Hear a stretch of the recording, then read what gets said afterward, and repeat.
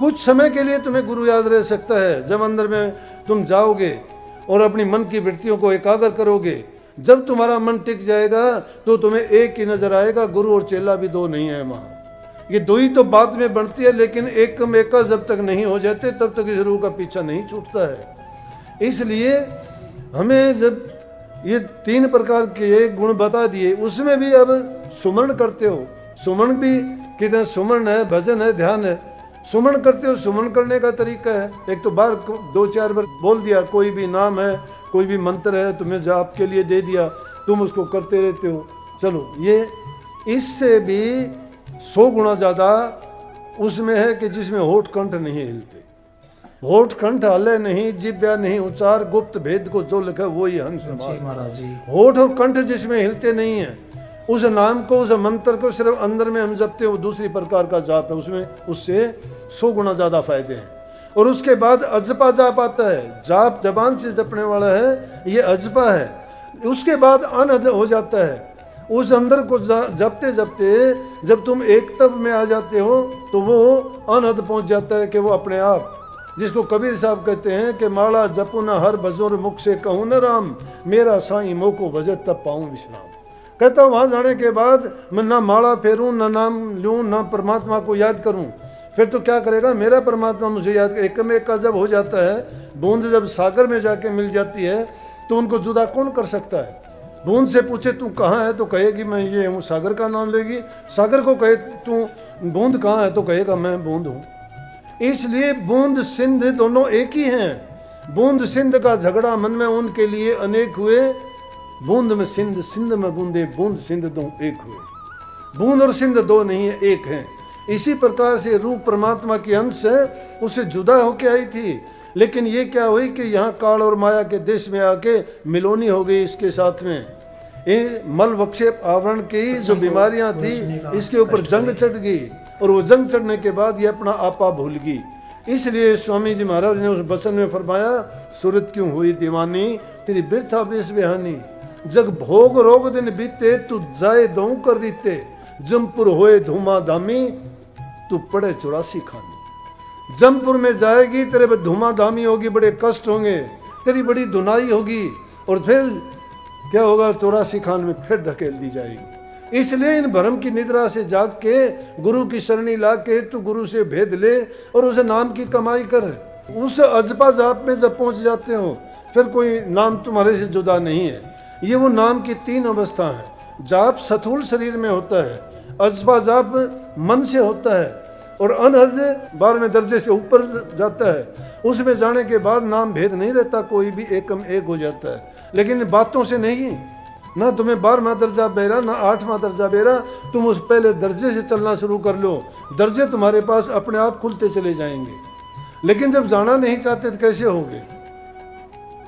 मैं हर चीज़ में इस तरह की बातों का ख्याल करता हूँ।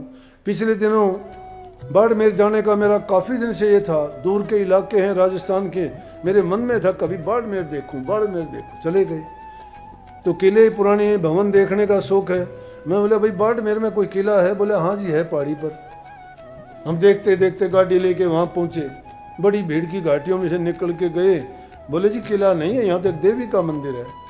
हाँ भाई आए हैं तो देवी माँ के भी दर्शन कर लो, फिर खाली कैसे जाएं। 200 किलोमीटर जब जोधपुर से चल के यहाँ आए हैं, चलने लगे, कोई बताने वाला था नहीं, खुले गेट थे।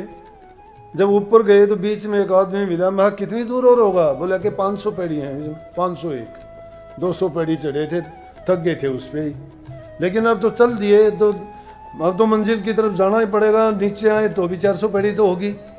मैं इससे अच्छा था जिस काम को लेके चले हैं तो उसको चले।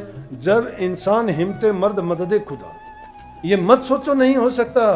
एक इंसान वो काम कर सकता है जो किसी इंसान ने कर दिया।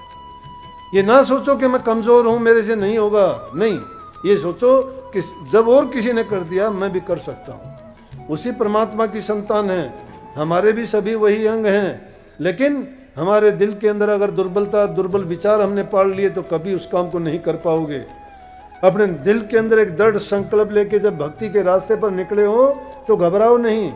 इस रास्ते पर चलने वालों के लिए सबसे पहले बुराई तुम्हारे घर से शुरू होगी, तुम्हारे भाई बंधुओं से, माँ बाप से होगी, फिर तुम्हारे पड़ोसियों से होगी, फिर तुम्हारे आसपास और रिश्तेदारों से भी होगी।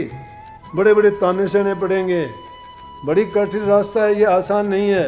लेकिन जब उस पर तुम निकल जाओगे एक बार, फिर तो भक्ति का रूप पालोगे। तो बस क्या करना है, उसको किसी चीज़ की ज़रूरत नहीं। गोधन, गज धन, बाजी धन और रतन धन, खान जब आवे संतोष धन, तो सब धन धूल समान। किसी धन की जरूरत नहीं वहाँ पर। जब इंसान को संतोष रूपी धन मिल जाता है, संतोष और शांति, इंसान को दुनिया की सारी चीज़ें दे के भी किसी को शांति मिल जाए, उसको बढ़ के चीज़ नहीं है। धन वाले सुखी हैं, रातों की नींद नहीं आती उनको। कोर्ट कचहरियों में मुकदमे चलते हैं उनके। चोर लुटेरे से डरते मरा धन ना छीन ले।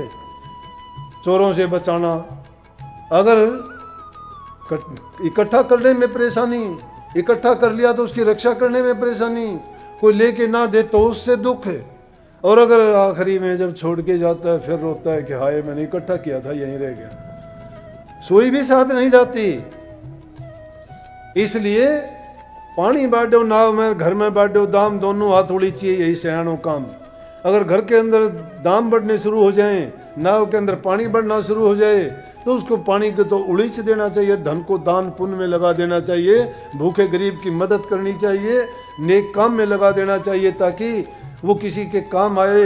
उसकी दुखी मन जो होता है उसमें उसको सुख मिले तो वो आपको दुआ देगा। इंसान के सच्चे दिल से दी हुई दुआ और आशीर्वाद बहुत फलीभूत होता है। इसलिए शास्त्रों ने कहा कि तन पवित्र सेवा की। तन की पवित्रता है सेवा करने से। धन पवित्र किए दान, धन की पवित्रता दान करने से होती है। और मन पवित्र हरि सुमरण से त्रिविध हो कल्याण। मन की पवित्रता और शुद्धता तो प्रभु के भजन के और नाम के सुमरण से होती है। जो प्रभु को विसार देता है वो समझो कि दुनिया से गया, उसका खाता बंद है, उसने अपने जीवन को बर्बाद कर लिया है। इसलिए सबसे आवश्यक चीज है कि घरों में प्यार प्रेम रखना। पहली चीज है, इंसान अपने दिल में शांति जो रख लेगा वो हर इंसान को संतुष्ट कर देगा। तुम्हारे जो बैर विरोध रखने वाला है वो भी संतुष्ट हो जाएगा, तुम्हारे घर वाले भी सब संतुष्ट हो जाएंगे। लेकिन पहली चीज़ है अपने मन के अंदर अपनी जो उद्वेग हैं, मन में उठने वाली तुम्हारी भावनाएं हैं, उनको कंट्रोल में रखना।